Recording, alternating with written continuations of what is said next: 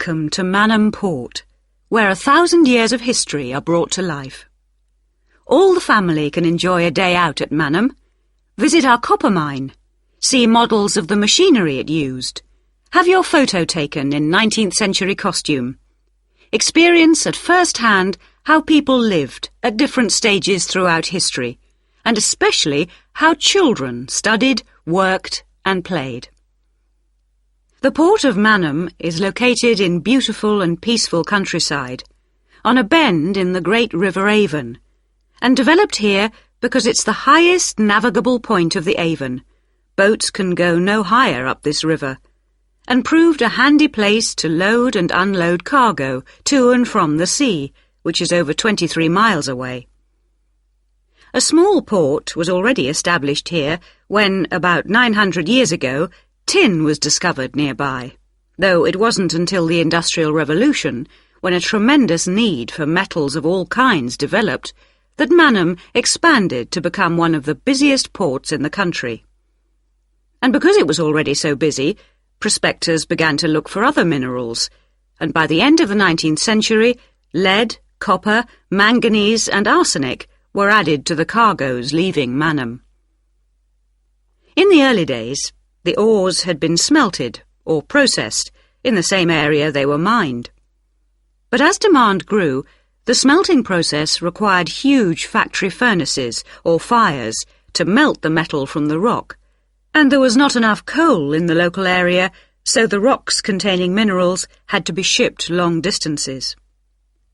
Sadly, in the 20th century, the great port of Manham declined, and thousands of workers were forced to emigrate out of the area. The building at the port fell into disrepair, and the place became almost forgotten. But then the Manham Trust was formed to conserve the historical resources of the area. It organised scores of local volunteers to remove undergrowth to find the original outlines of the installations. It then brought in paid professionals to match installations with maps of the original port complex and to set about reconstructing it. Today, you can see the results of this ambitious programme of restoration. The intention, and we believe this will be realised before the end of the year, is to return Manham Port to the condition it reached at its peak as the greatest copper port in the country. But what can you do and see on your visit today? Here are just a few highlights. We suggest you start with the visit to the copper mine. Travel on converted mining trains and journey into the depths of the mountain along seams once worked by hundreds of miners. Watch out especially for the great pumping machines which rid the mine of water. But please be warned that, like all mines, ours is very dark and closed in, and we do say that children under 5 and also dogs should not be taken into the mine. The next recommended visit is to the village school. While looking round the classrooms, take a special look at our display of games, which is one of the largest in the world. And it's recommended that you time your visit to coincide with a guided tour. This will give you the opportunity to ask lots of questions. Near the school is the beautiful old sailing ketch called the George. You're welcome to board the boat and look round the cabins. Look out for the ship's wheel, which was missing until only 5 years ago, when it was dredged out of the silt by a local fisherman. We have no idea how it got there, but it's been polished and proudly restored to its original place on the boat. Please take care going down the ladders if you wish to visit the lower deck. We don't recommend you allow young children to use them. So we hope you have a memorable visit to Manham Port, and we'll tell your friends all about us.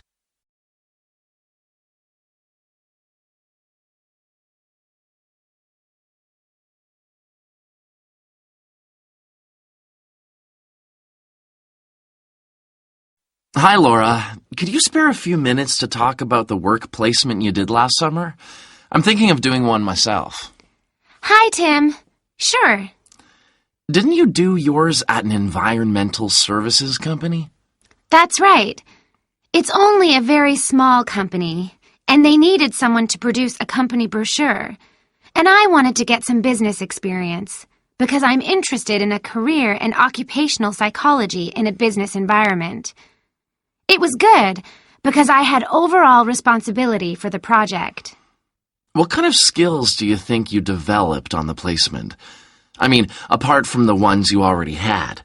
Did you have to do all the artwork for the brochure, the layout and everything? We hired the services of a professional photographer for that. I did have to use my IT skills to a certain extent because I cut and pasted text from marketing leaflets. But that didn't involve anything I hadn't done before. Do you think you got any better at managing your time and prioritizing things? You always used to say you had trouble with that. Oh, definitely. There was so much pressure to meet the project deadline. And I also got better at explaining things and asserting my opinions, because I had to have weekly consultations with the marketing manager and give him a progress report.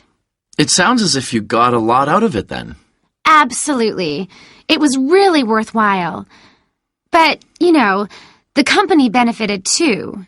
Yes, they must have done. After all, if they'd used a professional advertising agency to produce their brochure instead of doing it in-house, presumably they'd have paid a lot more.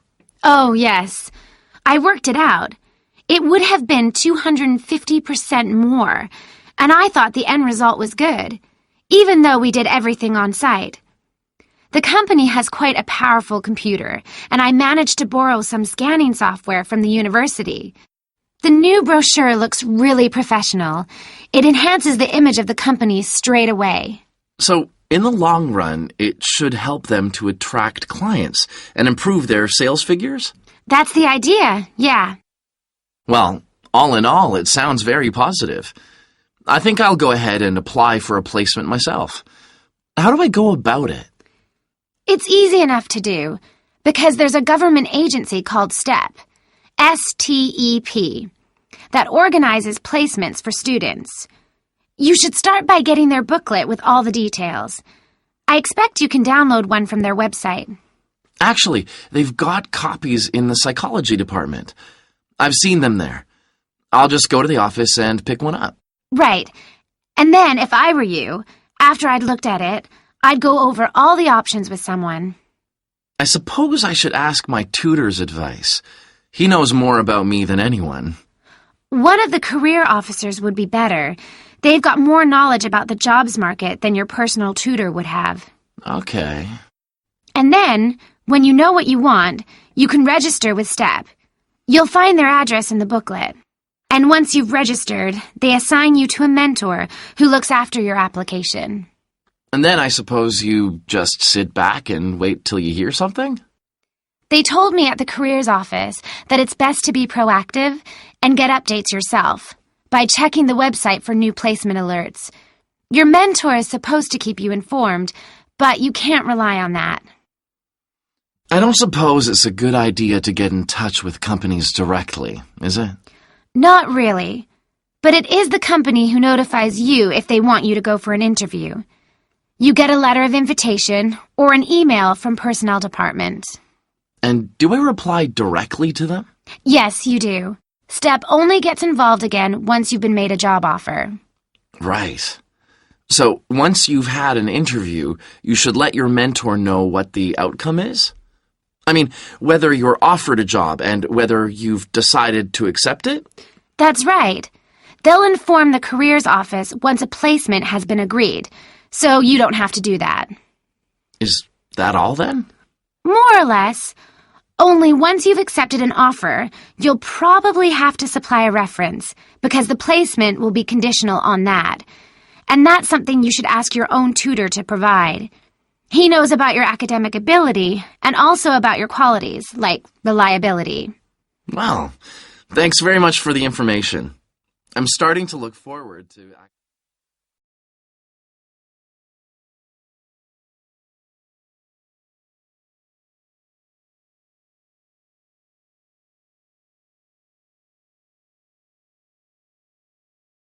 Today we're going to look at an important area of science, namely nanotechnology. So, what is it? Nano means tiny, so it's science and engineering on the scale of atoms and molecules. The idea is that by controlling and rearranging atoms, you can literally create anything. However, as we'll see, the science of the small has some big implications, affecting us in many ways.